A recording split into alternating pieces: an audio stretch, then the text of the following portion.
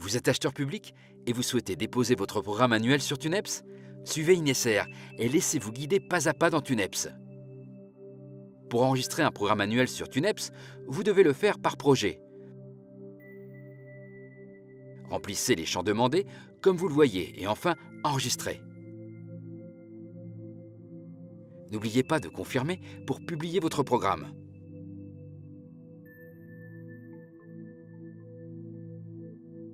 Pour visualiser les avis d'appel d'offres, remplissez les données nécessaires. Puis choisissez les présidents de la commission de dépouillement et de la commission des marchés compétentes dans la liste. Sachez que les informations relatives aux présidents des commissions ne sont pas publiées. Et en tant qu'acheteur, vous pouvez changer le président de la commission des marchés compétentes. Enregistrez l'avis d'appel d'offres. Pour passer à l'étape de publication, affichez l'avis d'appel d'offres. Mais n'oubliez pas d'ajouter au préalable le cahier des charges, juste en téléchargeant votre fichier comme vous le montre Ineser. Voilà, vous êtes prêt à publier votre avis. Saisissez votre mot de passe et cliquez sur Oui, afin d'obtenir automatiquement la clé privée servant à crypter et décrypter les offres. Comme TUNEPS a tout prévu, vous devez enregistrer la clé privée dans 2 dossiers différents, afin d'en éviter la perte. Bien joué Ineser. Vous souhaitez reporter les délais? C'est très simple avec TUNEPS. Cliquez sur Report de délai et choisissez la date à modifier, ainsi que le motif du report. Sauvegardez et le tour est joué. Lorsque vous consulterez par la suite l'historique des reports de délai, les dates modifiées seront notées en rouge. Pour ouvrir les offres, il vous suffit de faire comme suit. Une fois cette étape effectuée, sélectionnez la clé privée de l'appel d'offres qui vous intéresse et ouvrez-la. Saisissez le mot de passe que vous avez choisi lors de la publication de l'avis d'appel d'offres. Et même si vous avez des offres reçues hors ligne, cliquez sur Ajouter et sélectionnez les fournisseurs concernés. Envoyez la clé privée pour commencer la phase de décryptage des offres en ligne et saisissez votre mot de passe.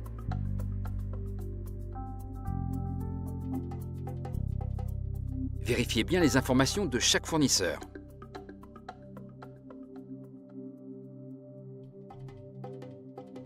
Vous pouvez également vérifier les cautions reçues.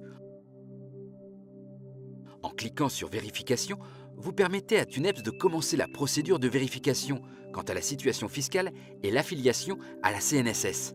Voilà pour la situation fiscale.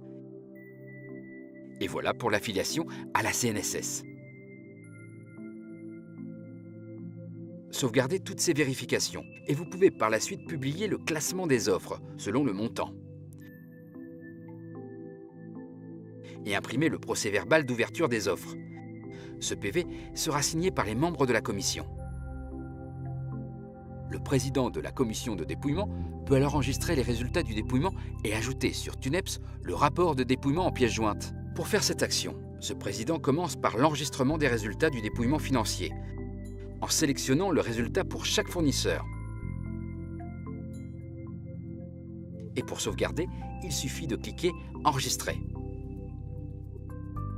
Pour ce qui est du dépouillement technique, faites comme Ineser, puis cochez dans la liste « Retenu » ou « Non retenu ».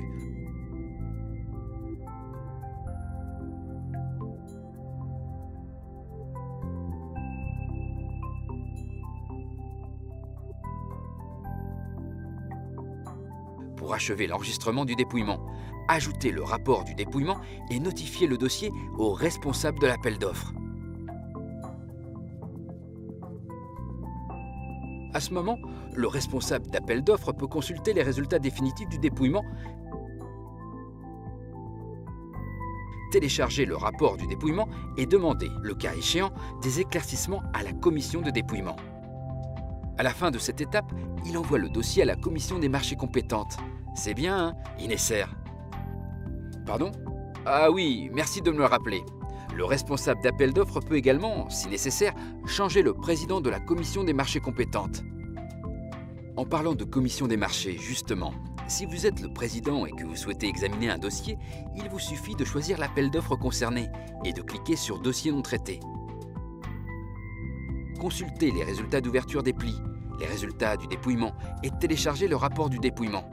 Et pour enregistrer l'avis de la commission, c'est ultra simple. Voilà, petite astuce. Le président de la commission des marchés peut envoyer le dossier aux autres membres de la commission, ainsi qu'aux responsables du traitement du dossier, directement par intranet. Pour envoyer l'avis de la commission des marchés au responsable d'appel d'offres, saisissez le contenu de l'avis et enregistrez. Le responsable d'appel d'offres peut alors consulter l'avis de la commission des marchés en cliquant comme le fait Ineser sur Contrôle terminé. Lorsqu'aucun soumissionnaire n'a été retenu, le responsable doit enregistrer l'appel d'offres infructueux et en saisir le motif. N'est-ce pas Ineser? Et lorsqu'un soumissionnaire est retenu, le responsable d'appel d'offres doit le sélectionner dans la liste, saisir le montant définitif du marché et enregistrer. Et n'oubliez pas de confirmer pour sauvegarder. Après la publication des résultats, il se peut qu'il y ait des requêtes émises par les fournisseurs. Il suffit pour cela de se rendre sur le lien du numéro d'avis d'appel d'offres pour voir le détail de la requête. Le président du comité de suivi peut alors envoyer une demande d'éclaircissement à l'acheteur public concerné. Le responsable d'appel d'offres consulte alors le contenu de la demande envoyée par le COSEM et il saisit la réponse. Et il peut ajouter une pièce jointe avant de la renvoyer au COSEM. Par la suite, le président du COSEM consulte la réponse de l'acheteur public. Il saisit l'avis du comité ainsi que le motif et pour ajouter la pièce jointe, il suffit de cliquer sur « Ajouter le fichier ». C'est fou comme tout est simplifié avec Tuneps, n'est-ce pas Ineser?